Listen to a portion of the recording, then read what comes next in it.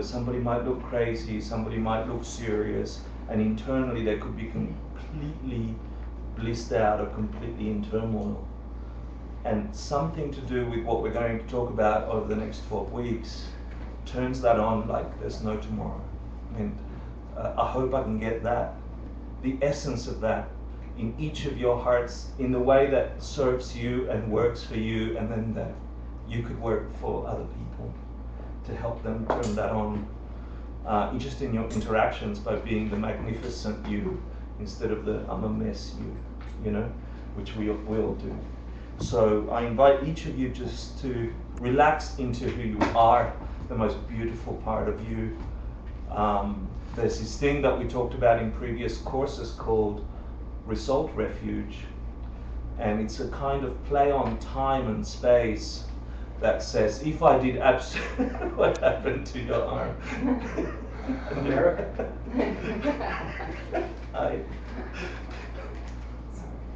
There's this thing called result refuge,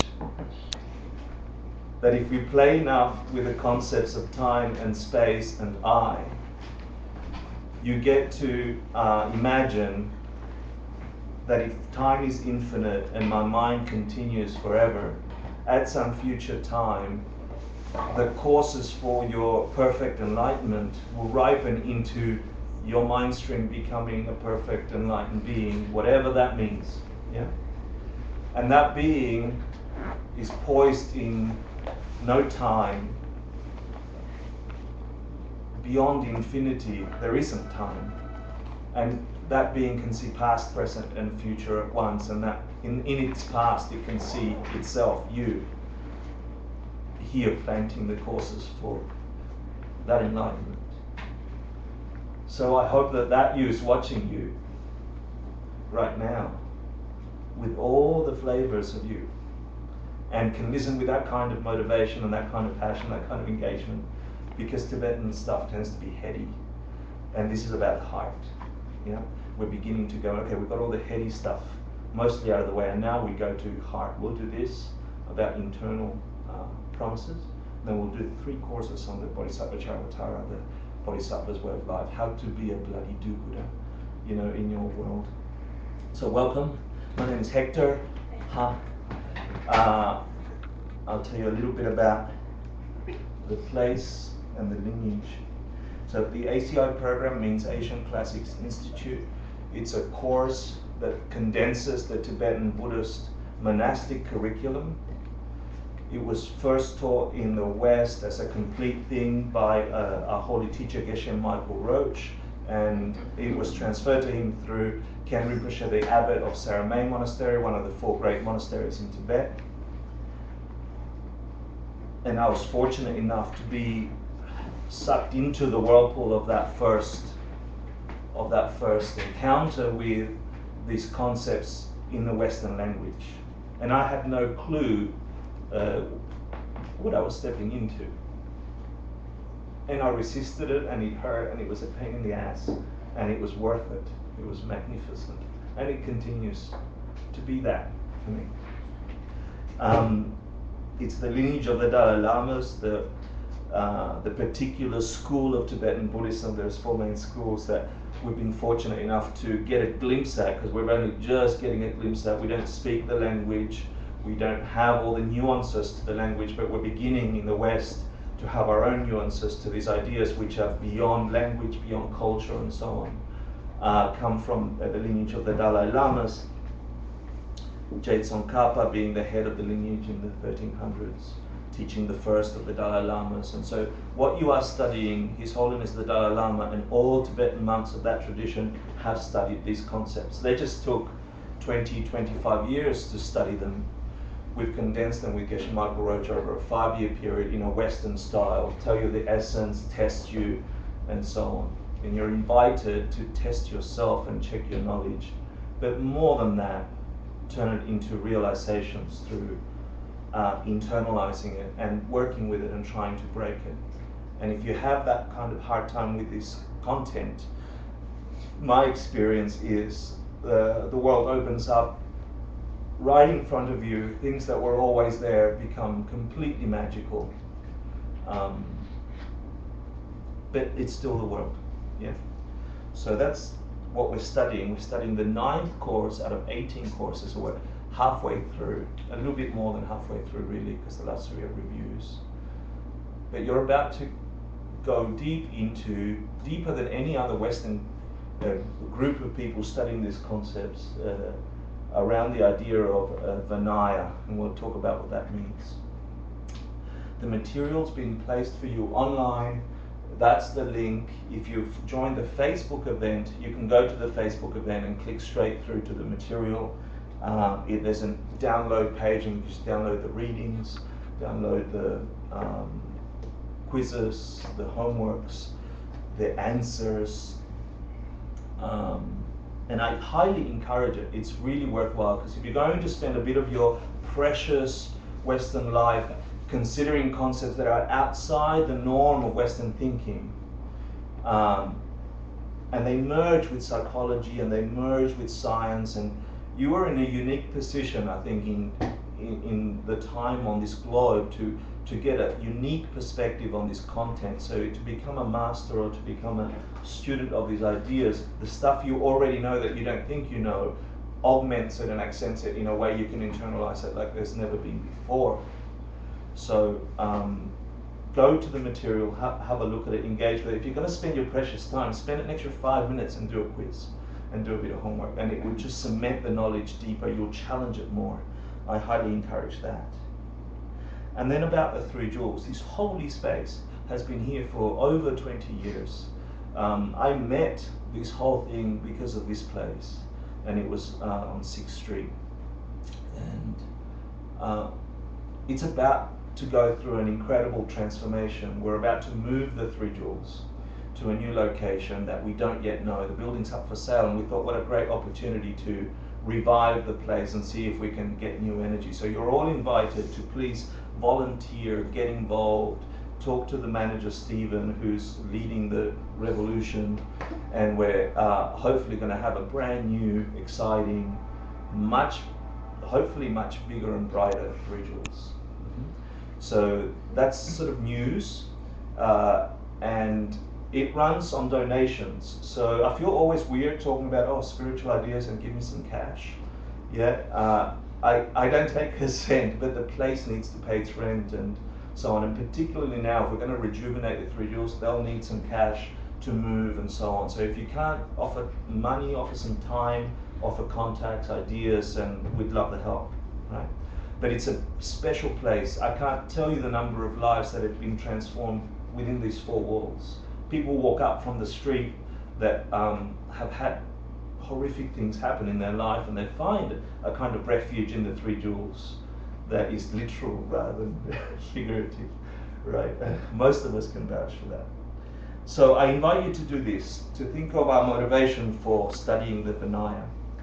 And there's a difference between collecting knowledge, and this is acquiring the lists of which we should collect. You know, like there's the 3 this and the 5 of this, which Tibetans are awesome at, but what does it mean?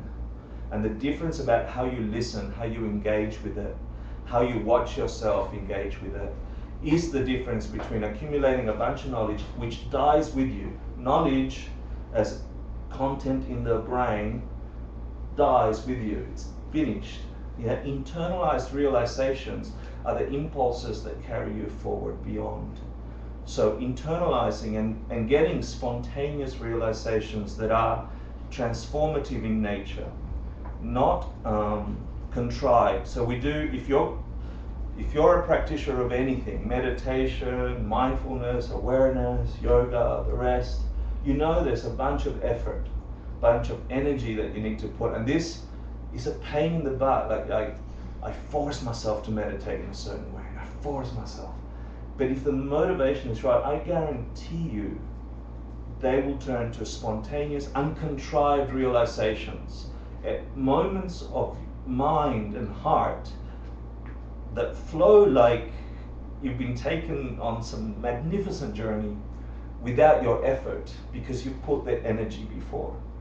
Yeah, so there's contrived realization, contrived realization. And the more we do that, the more of those little poppers we have, the more realizations that come if we're true to how we engage with the content. So yes, it's every tradition talks about the thing that should not be talked about, because most, at the ultimate, there is no name or label for the stuff we're touching. These are maps to a state of being. But we have to give the map some names. Don't get caught in the name. Don't get caught in the map. There is a terrain that it's pointing toward. It's like imagining the blue dot of the iPhone is literally above you. There is no big blue dot following you around as you walk down the streets of Manhattan. That's a literal interpretation. That's the content we talk about points to something that only you know, that only you feel. And at the ultimate level, every being that has ever reached a realization of deep nature will tell you that's the name we give it, that's what it's called, but it's only a guidepost for what it would be for you. So I'm going to do a little meditation now, but before we start, it's tradition within the Buddhist context to offer a mandala. It is, if you were in the last course, you know what a mandala looks like. If you weren't, you imagine the most perfect universe, the picture of the universe that comes up into your mind, and then you transform it physically and emotionally. So every sentient on that universe transforms to a state of perfection. Every object on that universe transforms to a state of perfection. What if for one fraction of a second that whole thing was perfect and it was just right? And then you offer that for the teachings you're about to hear. So not to me, not to anyone else, but to the teacher in your heart that hears these things as teachings. So you say, you bribe them, you say, look, here's the universe. To me, normally it looks pretty shitty, things break up. But for a millisecond, here it is. It's covered in gold, jewels, petals, angel, whatever you call it. I offer it to you. I don't want that. I want the realizations in exchange for that. And you're offering that to the ear within you that hears words and turns them into perfection. Does that make sense? Because I guarantee you, half of you will think Hector's boring, Hector's really funny, which is probably most of you, and then you know, and all the things in between. But the ones that spontaneously hear that, that's what you're bribing, yeah, or making an offering, we call it. And then the next thing is refuge. So Paul, do you want to go? Sashi Kukir Jushin Metoptran Rira Linshin Yindegem Padi Sanghe Shindu Mitebuargi Drobun Nanda Shinla Juparsho Idam Guru Ratna Mandalakam Ninyatayami Sanghe Shridam Sogi Jognan La Janshu Bardu Dagni Gyatsuchi Daki Chunyengi Pesonamki Rola Ganchir Sanghe Drupasho Sanghe Chidam Soki Chognam La Jamchu Bardu Dapni Gyatsuchi Daki Chunyengi Pesonamki Rola Ganchir Sanghe Drupasho Sanghe Chidam Soki Chognam La Jamchu Bardu Dapni Gyatsuchi Daki Chunyengi Pesonamki Rola Ganchir Sanghe Drupasho.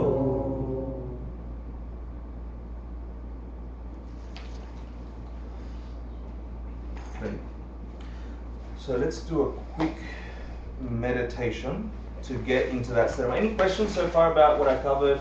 what the content is, why we're here, etc. Nice appearance. Yeah. Good. Here we go. So just take a comfortable seated position. We'll do a 7-minute meditation. Just to get your mind right for this content serving you in some way and your world. So if you're used to meditating, just make sure you get your perfect pose where you forget your body. The key is that the spine is straight, that there is no tension at the base, in your torso, your shoulders, your neck. Just focus there and relax any tension. Your shoulders should be slightly back, letting the chest be a little open without tension.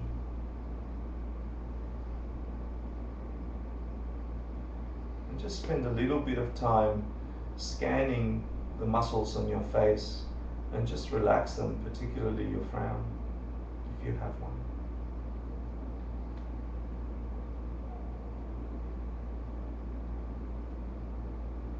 Just one final scan of the edges of your skin.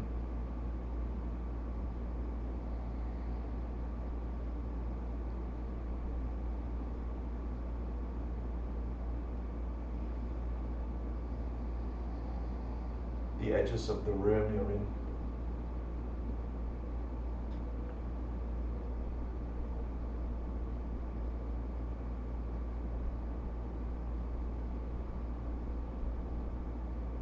And begin to focus your mind on the breath without controlling it. Just observe the breath entering and exiting your nostril.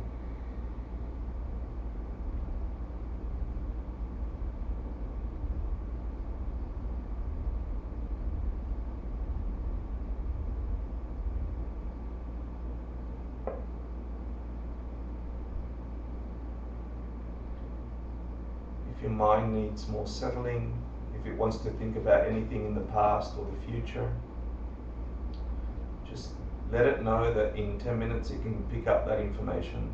So for now, right now, you can just be with the breath and you'll be able to pick up your worries in a second.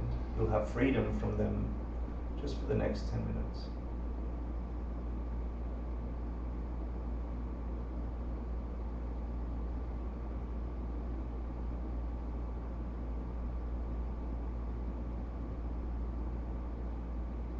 See if you can follow the breath and see where the sensation is felt most. If it's at the tip of your nose, if it's the temperature going inside your nostril, it's the lungs expanding.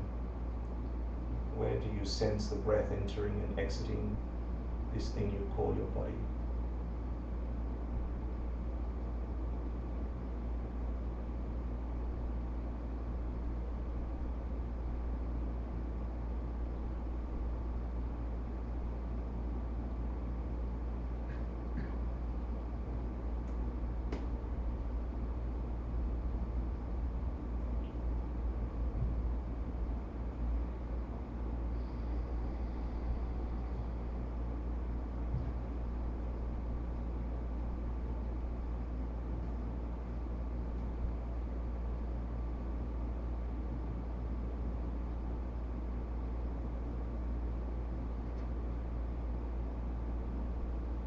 And now allow your mind to call upon a holy teacher.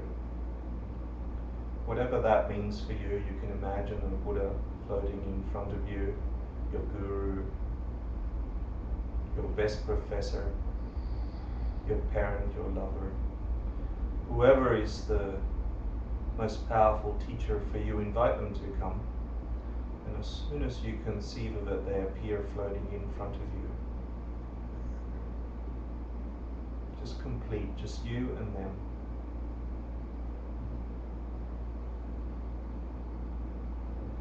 Complete acceptance between you both. This is a special kind of love. You're transparent to each other. And everything is okay.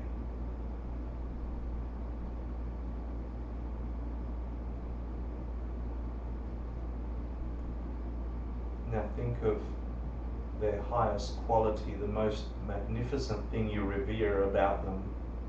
Could be their love, it could be their knowledge.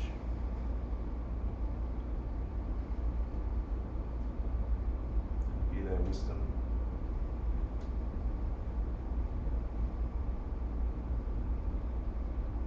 And just think what it's like for them to be looking at you with that quality, with complete love or wisdom, and love you just as you are now.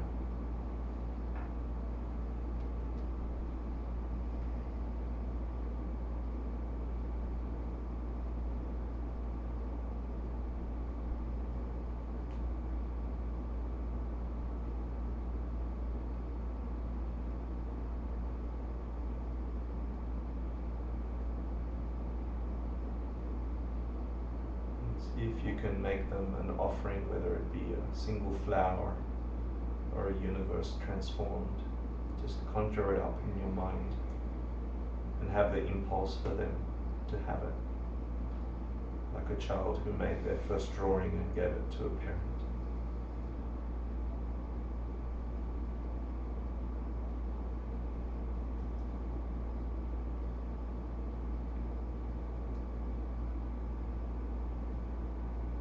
Make sure you watch them accept it, acknowledge it, and connect with it. Still maintaining that special love they have for you.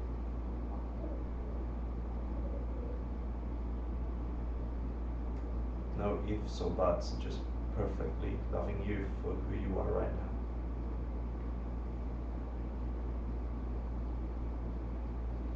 No resistance, just love.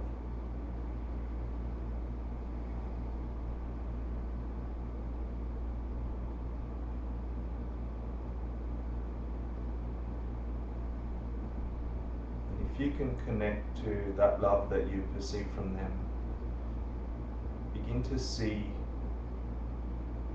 the number of beings around you that also love you. Every moment of love that you've had from close friends, moments of compassion, of care, words of care, people giving you their time, people hugging you. Begin to imagine behind your teacher a retinue of people in your life, past and present, who demonstrate some kind of love, who are around you, who are your friends, who think of you. And see if you can let in that love. Just smile that it's there. See if you can enjoy how fortunate you are to have love like that in your life.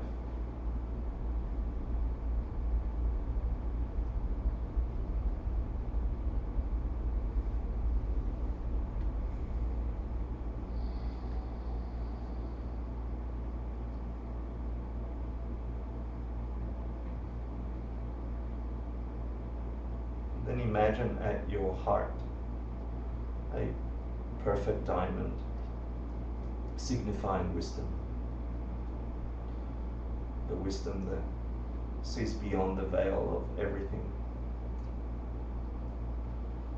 And the love from your teacher, your friends, your lovers, your family. Every moment of love you've ever had from a pet, from anything, filters through that diamond in your chest. See if you can feel it at the level of your heart.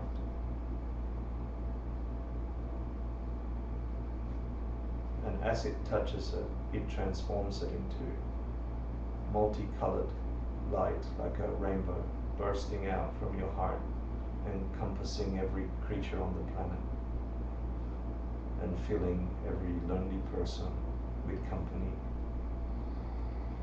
every sick person with health,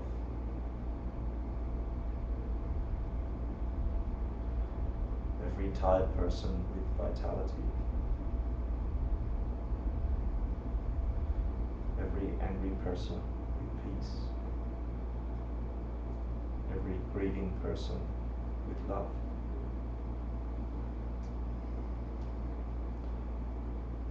See if you can imagine a second of this world where darkness is dispelled by this light.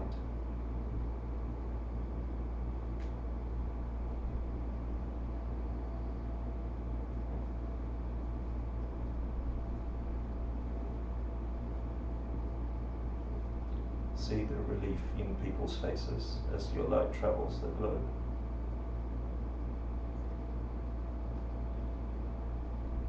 See the hungry getting food.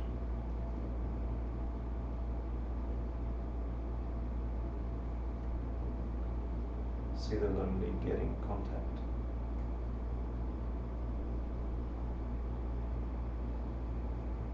Feel the sick feeling healed.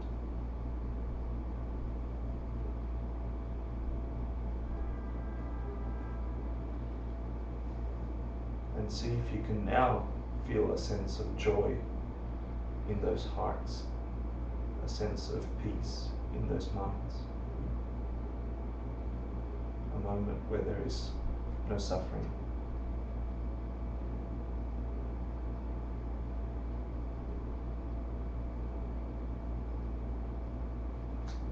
Everyone just satisfied. What would it be like to see everybody satisfied and joyful? Just joyful.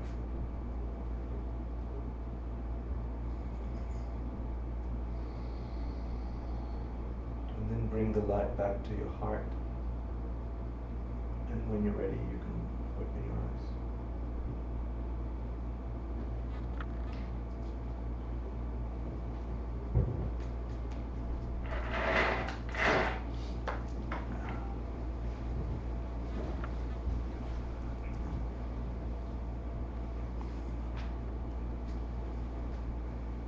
Thank you for doing that meditation. It was nice.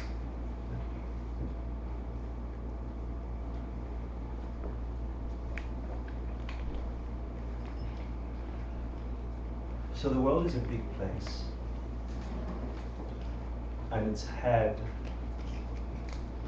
billions of creatures crawling upon it, like us.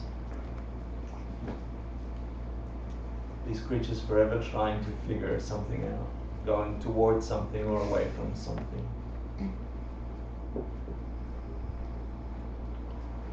And in the midst of all that, there's perfection.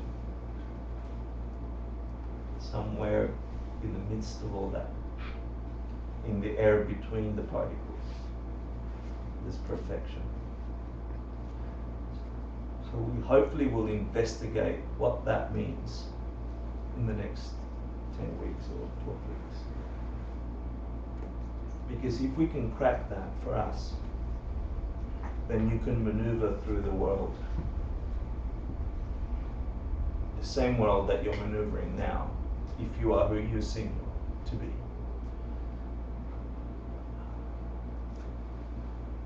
Without the struggle of pushing and pulling and pushing and pulling. It's like. So, why study Vinaya? Does anybody know what Vinaya isn't? Does anybody not know what Vinaya is? Good, we'll talk about it. So why study something you don't know? Because it's the next course. Because what? It's the next course. It's the next course. That's a good reason to study it, yeah. There's actually a really beautiful sequence to the way Holy Geshe Michael has taught these courses.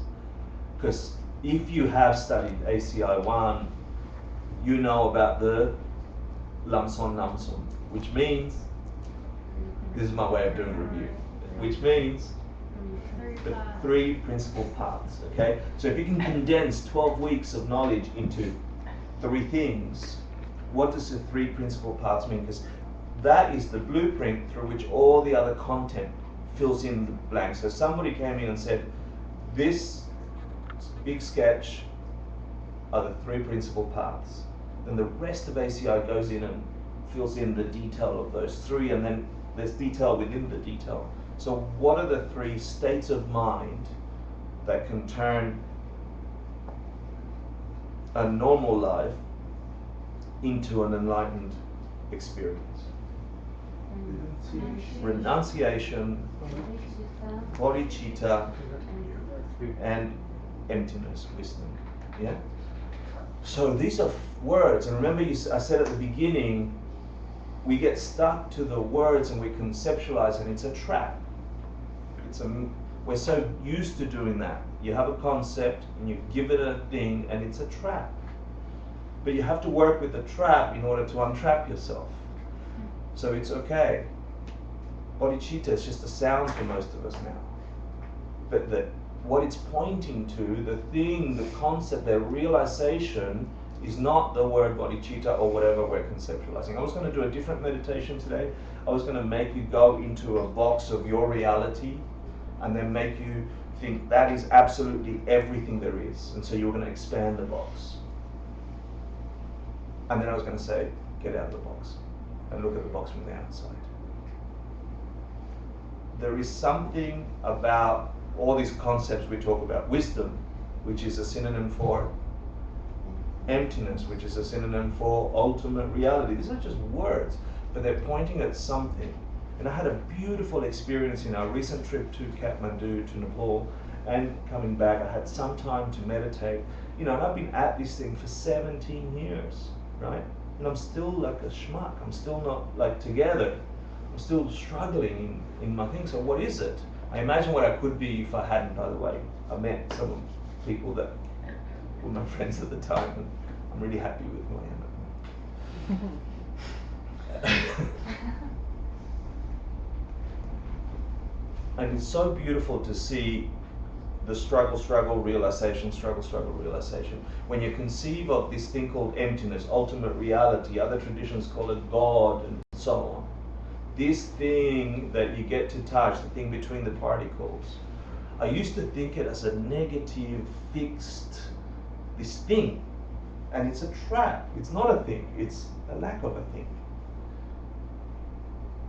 And it's not a lack of a thing as in nothingness, and that was my trap. I was on the nothingness side of conceptualizing the idea of wisdom and emptiness, which is vital to getting free from samsara. In one of my meditations and through reading Nagarjuna, I got to see how it is in absolutely everything. It is a vibrant electric force here, now, and all around you. And people that have had contact with it call it God, the light, wisdom, emptiness, etc., etc. And tapping into that electricity, which is beyond what you think it is, it's outside the box of what you think it is, then everything is vibrant and magnificent and doable. So when we say the three principal paths, ACI 1, right? We say renunciation, we say bodhicitta, we say wisdom. Wisdom means this complete matrix fabric of everything without exception that has infinite possibility. Infinite possibility to be more and everything other than what I think I am now, including what I think I am now. This is too limited, this is too tight to think I am a human form this way. I am this way, I can see this way, I can see it. But under analysis that breaks down, you can't find it. And instead of saying there's nothing there, there is everything there. I can be infinitely worse than this, and I can be infinitely all of this. I can be you, and you can be me. Kugukachu. Yeah? So wisdom means that. And if you've got a foundation of that because you've done some of the courses, then the Vinaya will mean a whole bunch of things to you when we find out what the hell it is.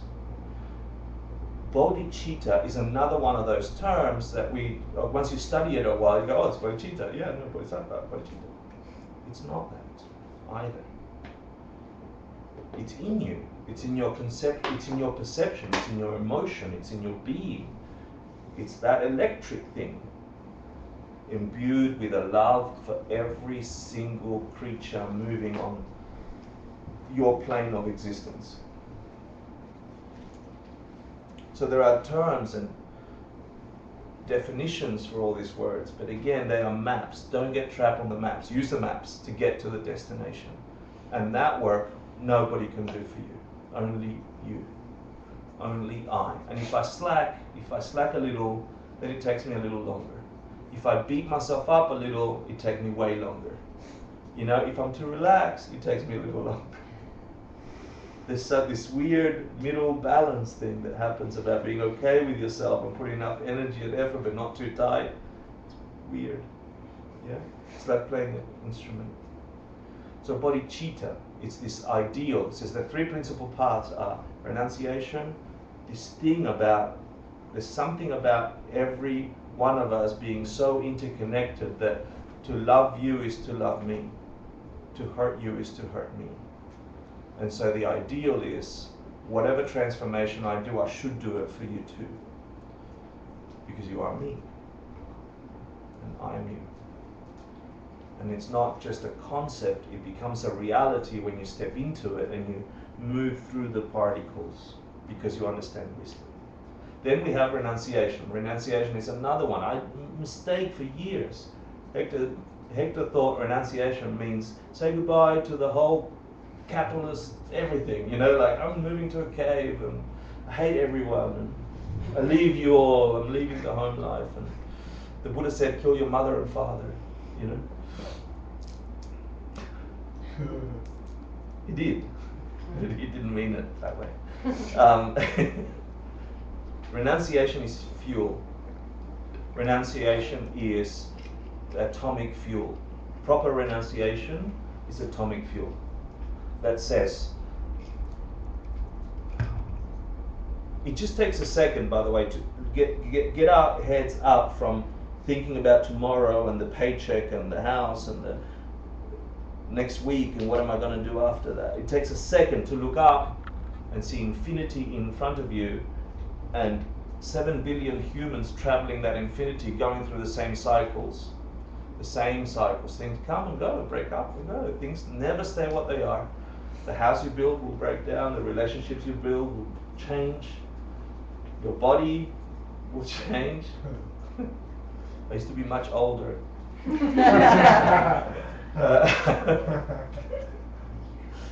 Who was it, Steve, that said the hair up here and here were changed? Like if I just changed my hair the other way, I'd have way more hair up here now. And I'd be clean shaven. Renunciation is fuel. It's atomic fuel that gets our rocket out of the gravity, pun, of samsara. Yeah. Renunciation is not this reject everything. And I was in my 20s when I found Dharma, so it was just perfect for me to go, screw everything, I hate you. The Buddha said so. You know. Renunciation means leaving the home life, but it doesn't mean leave the home life and take refuge in not engaging with the world that exists for you. Renunciation means the fuel that keeps you focused on bodhicitta, that love, the fuel that gets you focused on wisdom, seeing through the fabric of how things appear so you can see how things truly are, so you can work in that field and then you can change the world. Ultimately, truly. Renunciation is that fuel, and that fuel keeps you going when it's hard to practice. And practice doesn't mean Buddhist practice, yogic practice. It means you intended to do this because you understood something about the world and it didn't work out, and you don't give up because you know better. Yeah, you don't give up on your freedom. You don't give up on your freedom for the sake of others. That's the fuel. The fuel says it's this beautiful, idealistic, childlike energy that says, I'm going to make it. I'm going to make it. And doing things the way I used to, or doing the things the way we are all doing it, isn't necessarily the way. Renunciation is, I'm sick of trying that. I have to try this middle way, this other way. that's not in those extremes. So you find your renunciation. Can't be my renunciation. I have to renounce different things. I have some different shitty habits than you. This is why they're maps. They're not. It becomes a religion and a dogma if we stick to the map. It becomes alive and true, and you can find wisdom in any word, in every tradition, in a pile of dog poo, if you're practicing correctly. So the three principal paths, I'm stuck on ACI 1. ACI 1 teaches us those three basic states of mind that we develop over practice, and it can take you 20 years, it can take you 5 years, it can take you 3 months to get your first pop, realization, but it's just yours. And you have to have the energy and the want and the vitality to reinvent yourself each time to fuel your own development. Now, the Buddha laid out a path, as did gurus throughout time. And so finding a teacher is vital. You know, your teacher, your own, whoever they are. And stick to them like glue. If they work, if they function that way for you. Because they'll show you how to get through that process. Yeah? For you. So, I digress. ACI 1. ACI 2 then tells us, okay, let's talk about renunciation in death and talk about real refuge. I won't cover that. ACI 3 talked about meditation. The capacity for your mind to be so focused and clear, and we all have it. We all have this, you know. Sports players have this. Lovers have this. Our mind, our humanity has the capacity for perfect concentration, if you really want it. Yeah? Now this is talking about concentration on something special. Develop the capacity of concentration and put it towards reality. What if we're in this place and it doesn't seem to work the way I want it to work? There's something else causing things to happen. Concentration applied to what is that, get you to wisdom. So training your mind is the whole ACI 2, and that's vital, because when you apply that to this, to Vinaya, it can really do something. ACI 4 was past and future lives, right? So it said, okay, don't be limited in your thinking. You think you live this one life and that's it, then nothing happens, and stop. It considers the concept of nothing stops. Your atoms don't stop. They become something else. Why would your mind stop? It becomes something else. Your atoms become something else that are similar and related to the physicality that you had. So does your mind. The law of cause and effect works on the continuum of your consciousness, just like it works on atoms, on solar systems, on seeds. So don't think that's it, this is it. You know, I'm having only one life of semi-suffering, I've been pretty happy, hey, I'm fine. We're in for a while. We're in for infinity. So we've got something to work with. So that talks about that, but it's premature, it's early days. So then we went, and ACI 5, we talked about in detail the discussion on karma, causality, yeah, in detail. And that's interesting. We apply cause and effect to physicality. But what if it didn't just apply to it applied to the entire infinity of our consciousness as well? Why would everything be under the law of cause and effect and not your mind? Everything but my mind. I mean, when I heard this for the first time, it was like someone injected me with a hormone serum that made me go, where was I all this time? Like, why didn't anybody tell me that before? Seriously, like, somehow I was under the impression that my mind was separate, exempt from the law of cause and effect. If it's the law of everything, cause and effect, why wouldn't the imprints of your mind on your subtle, supple, fast mind be much more impressionable on that than on a physical object. So anyway, so that prepared us for that, and then ACI 6 talked about wisdom much more. And if, the reason I'm giving you this summary is because if we get these things, these concepts, to the way you're able to conceive of them or remember them if you've studied them, or think of them if you've never heard them before, then Vinaya, why study Vinaya, becomes not just this, it becomes this.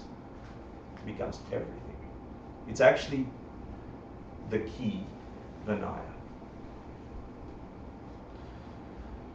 7, we talked about Bodhisattva vows, which is growing that Bodhichitta stuff. ACI 8, we talked about death and the realm, Bardo. Much more in depth to ACI 4. And now we're on to Vinaya. So why study Vinaya? Vinaya means discipline. Yeah? It's the ethics associated with a practice, which I never got. I was sick of the priest telling me you have to be a good boy. I'm like, screw you. I mean, I've told you the story when my Catholic priest first sent me to confession. I was 8 or something, and he interrogated me, and I felt mentally violated, you know. He's like, what bad things have you done, my son? I'm like, I'm 8, I'm a child. I'm like, I did nothing wrong. I'm having a good time. Everything I did was perfect. You know? No, but I really thought that, you know. It's like, you must have done something bad. Like, I didn't. Like, I'm thinking, did my mom talk to you? Like, someone told me. I've told you this story. And then he questioned and questioned, and I felt that I was supposed to give him an answer other than the honest one I was giving. So I had to make up something. And he was suggesting that I was maybe, did I do something bad with my sisters? And I don't know what the hell he could have been thinking. And I'm like, yeah, they're bitches. But, you know, like, I'm thinking this in Spanish, but I'm like, I was mean to them because I hate them. You know, like, yeah, I was mean to them. That's what he meant. You know, I'm imagining, I don't know, I'm a child. But I felt the pressure from this adult going, what have you done wrong? What have you done wrong? So I told him that, and he goes, right, 150 Hail Marys, and I mean, his job was done, he's happy, he got some dirt from me, and so off I went. And I was so angry at him, I swore in Spanish 150 times. Instead of doing the Hail Marys, I called him a son of a, I'm sitting there in the church, I swear, and I'm like, that was my first confession. Yeah, it was pretty naughty. You know? And then I went home and I said, Mom, I don't ever want to go to that church anymore. And because she was going to be a nun before my dad had his way, I thought she was going to say, no, you have to keep going to church. You know, I thought she was super, and she didn't. She went, oh, that's fine. I'm like, I should have said something earlier. So anyway, so that was my first contact, my most memorable contact with the idea of ethics and religion, or ethics and spirituality. And so that deep imprint comes to mind as I'm here with this incredible being who's both a perfect deliverer, Geshe Michael Roach, of realizations, and a total pain in my ignorant mind. Yeah? So when he comes up with the idea of ethics, I'm completely rejecting that. The priest comes up. So I'd never understood the idea of ethics and how it relates to a spiritual path. And that's what Vinaya is for. So the first point about Vinaya is that it's about Nirvana. It's the point of Vinaya. The Buddha taught a whole set of lectures on Vinaya in order to reach Nirvana. Yeah? Notice how I'm saying Nirvana, not Buddhahood, because we're talking about one of the early teachings of the Buddhas, etc. Yeah? That's for the side. So what is Nirvana? I think I made it too bright. Right? What is Nirvana? A complete You can give me the definition. cessation of your samsara, your... Yeah, it's abandoning samsara I've put up here, right? But it's the one we learned through the commentaries is that it's the permanent cessation of all mental afflictions. Yeah? That's the definition of Nirvana. The state, it's not a place, because we think of, I'm going to Nirvana. Yeah? It is a band, but that's not what the Buddha was referring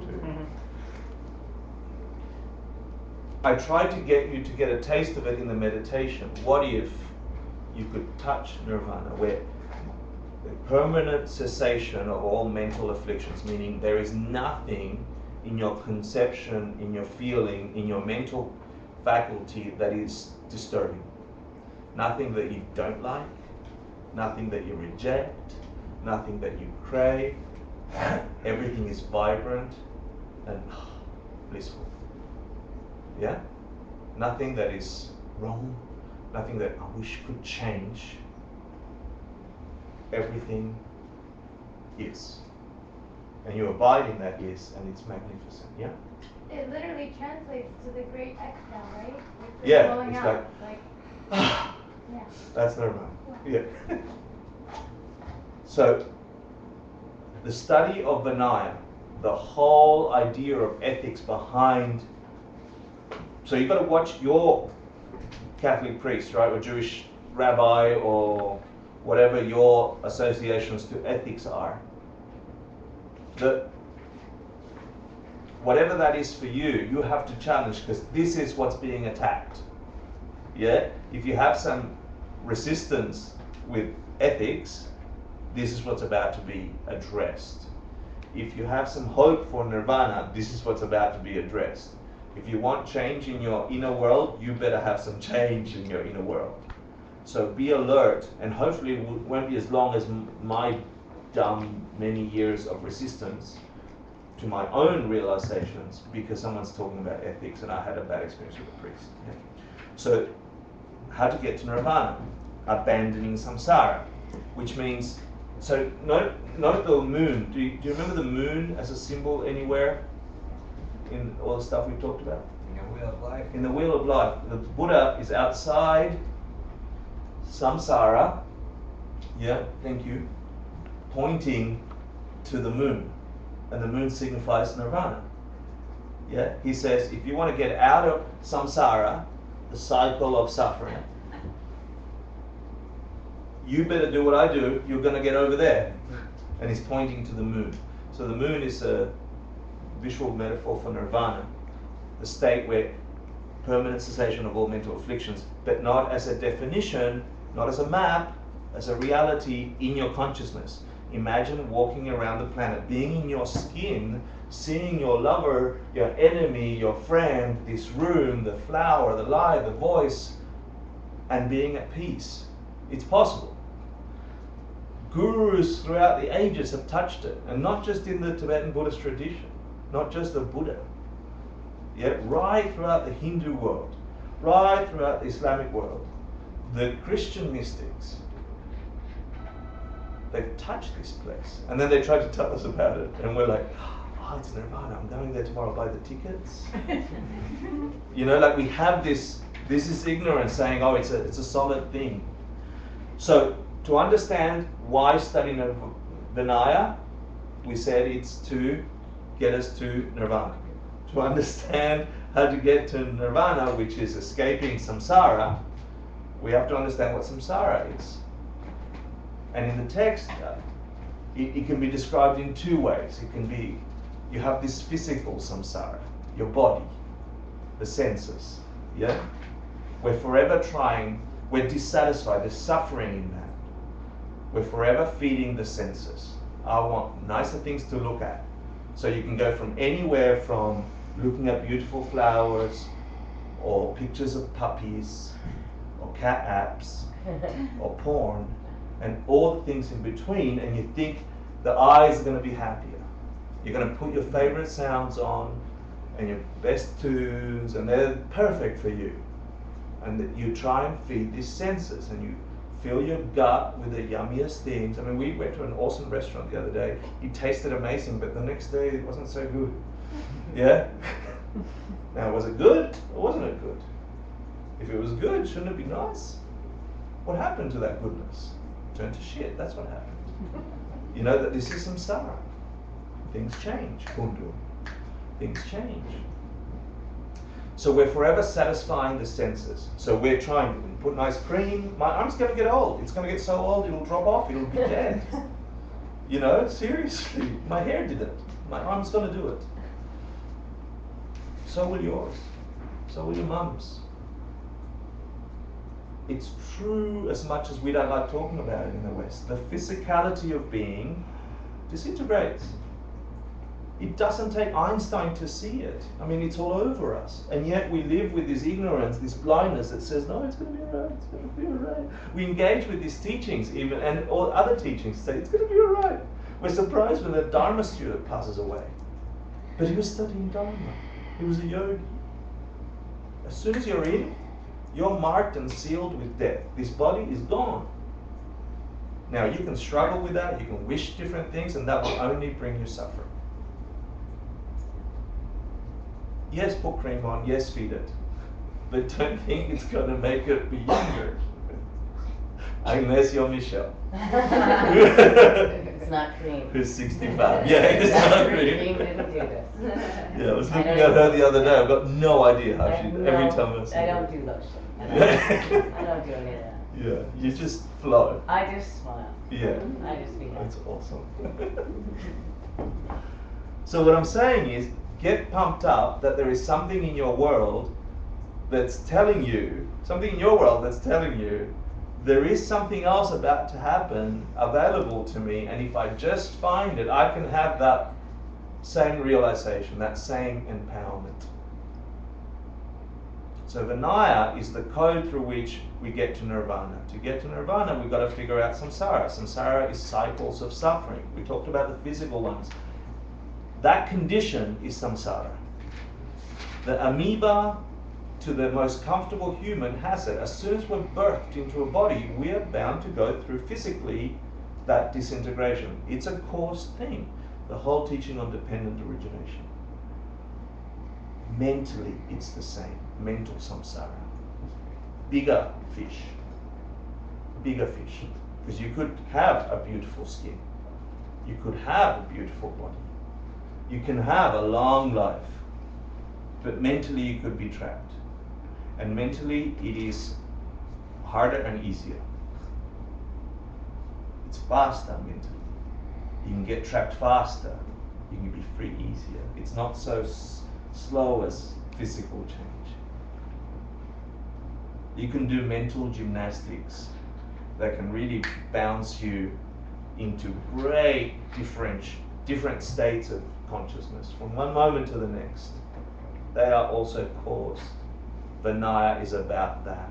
It's about escaping the condition where we don't know what's about to happen next. And if we're completely honest with ourselves, we've got no clue what's about to happen next. We've got no clue what's about to happen, even if we try as hard as we might to make things happen our way. Doesn't matter how much you try. Something else is driving the game. Vinaya is the code the Buddha gave to try and act at the level of ultimate rather than relative. So things are predictable rather than unpredictable. So you can't get to samsara without what in this tradition is called the poet. This is the direct perception of emptiness. And again, if I talked at all about making the mistake about the map, this is my biggest mistake. Hector, the meditator, has a solid, dependent, direct perception of emptiness. It doesn't exist that way. It's beyond any conception that I've ever had about emptiness. Emptiness is, I'll do a very quick emptiness discussion. Emptiness is that thing I was talking about that is the vibrancy, the infinite potential in absolutely everything. Every solar system, every moment of time, every human hair, every atomic structure possesses the quality of emptiness. Being empty, lacking, not having the nature that you perceive on it from its own side, separate to you. Thinking that you turn around and the universe still exists in the way you perceive it and only that way? No. That universe is empty of that. That flower is empty of that. The good sounding music is empty of being good from its own side. That's easily proven by giving that music to someone else who thinks your music's crap.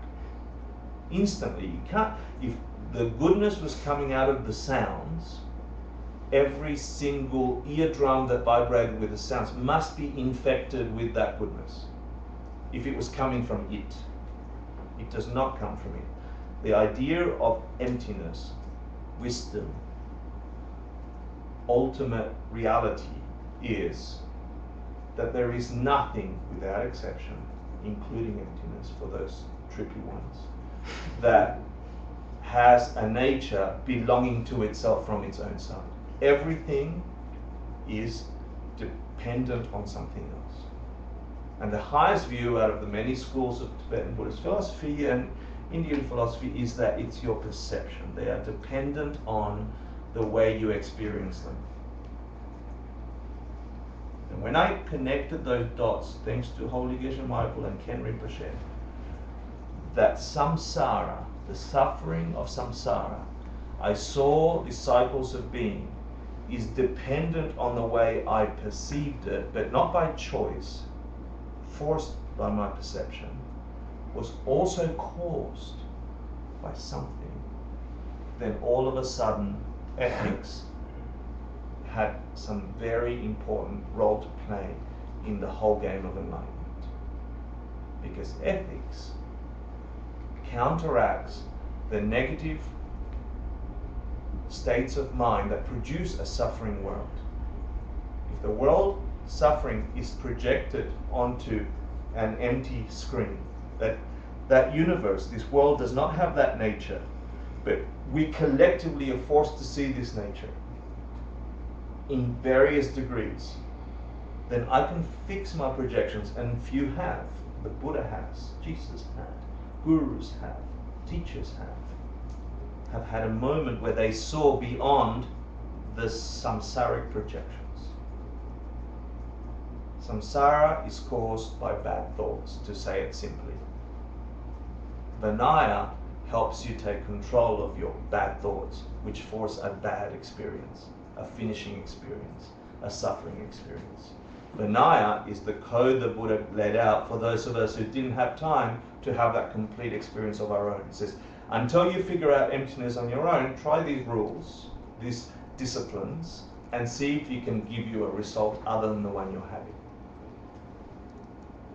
So for that, you will at some point have a direct perception of emptiness. At some point, it will no longer be conceptual to whatever level we conceptualize that at.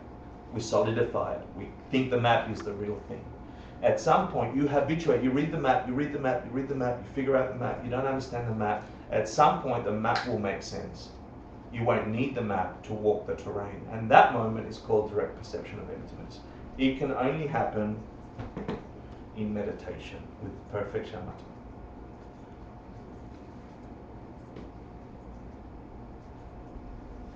So like the picture that reflects the moon on a lake,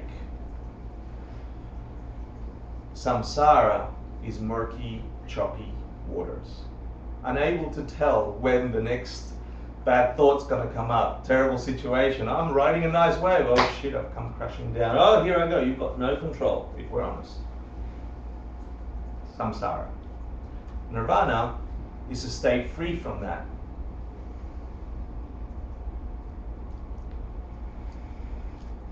Direct perception of emptiness is seeing nirvana, seeing that peace, even for an instant, reflected perfectly on a crystal clear lake. Still waters of the mind. Meditation stills the waters of the mind. And hopefully I'll get to cover with you some of the content of the course today before we have a break,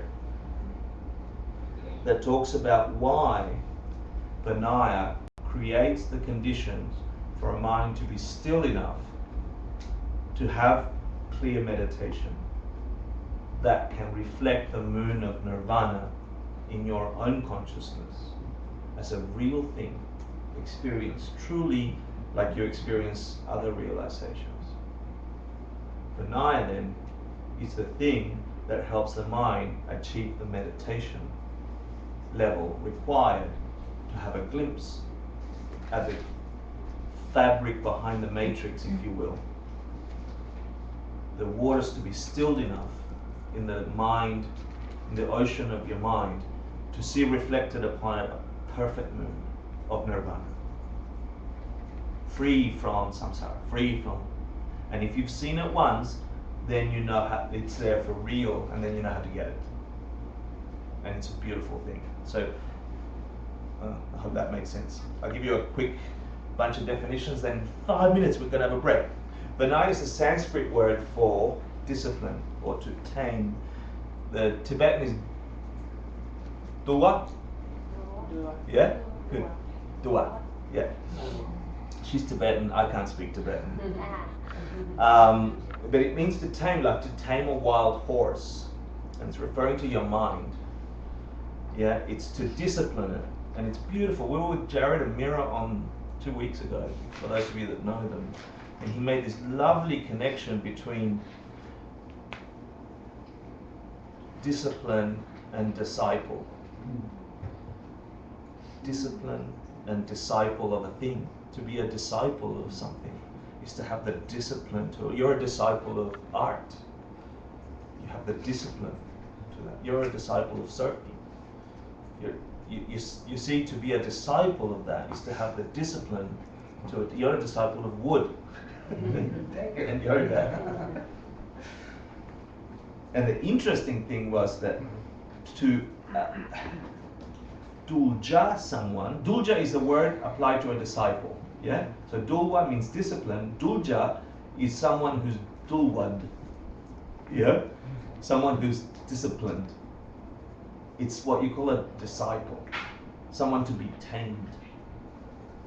When you become a disciple of something, you're taming yourself. You're disciplining yourself. So it doesn't have all the negative connotations again that I had in my 20s about discipline. Screw that, you know. I'm free. I'm more. That state of mind locked me more than freed me. So I thought you should know the meaning of that. Plus, it might appear in the homework.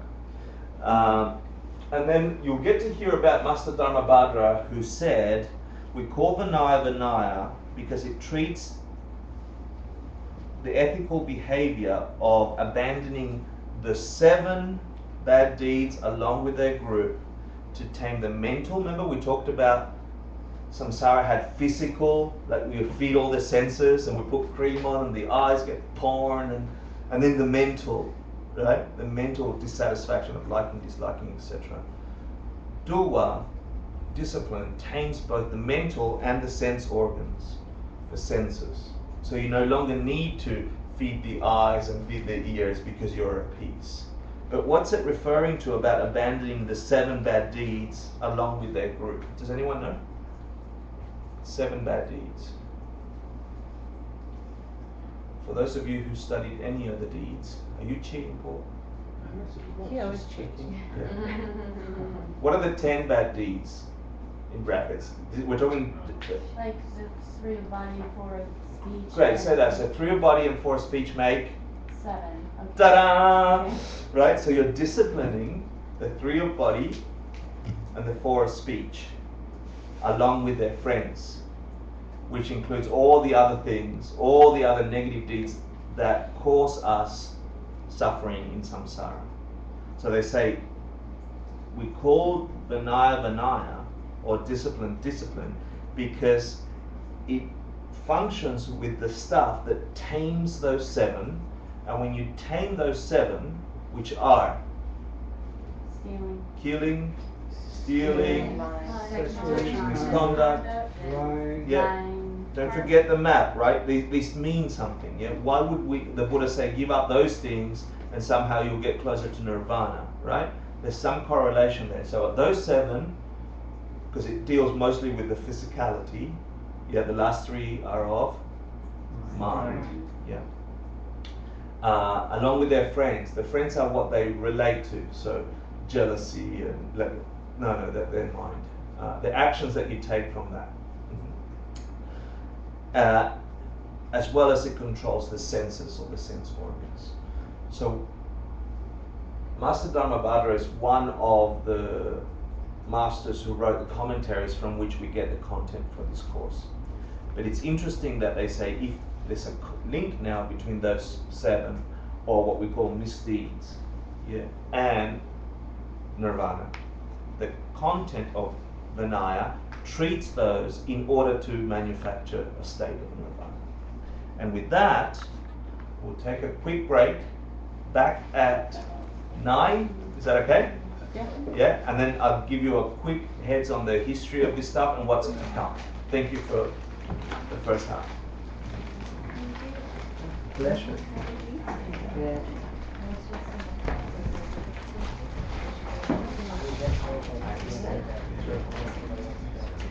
Thank you. Wow.